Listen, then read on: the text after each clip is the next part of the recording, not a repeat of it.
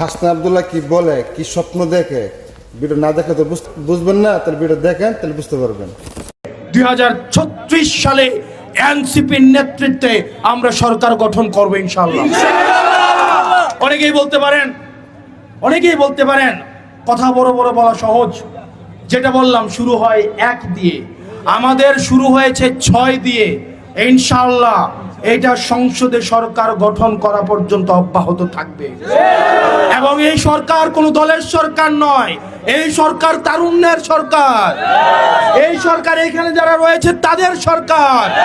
এই সরকার বাংলাদেশের সরকার। এই সরকার হিন্দুদের সরকার, মুসলমানের সরকার, বৌদ্ধদের সরকার। এই সরকার পাহাড়িদের সরকার। এই সরকার সমতলের সরকার। এই সরকার যে বাংলা বলে তারও সরকার, যে বাংলা ভাষায় কথা বলে না তারও সরকার। এই সরকার আমাদের সকল নাগরিকের সরকার। জনগণ তারা কি বলে, এনসিপি কি সাপোর্ট করব না, তাদের একটা মতামত জানার আমরা প্রয়োজন।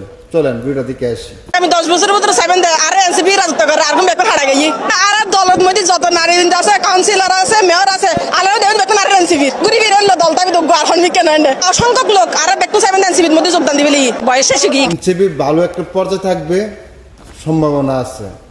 তো এনসিপির জন্য শুভকামনা রইল, দোয়া রইল, ভালোবাসা রইল। আল্লাহ হাফেজ।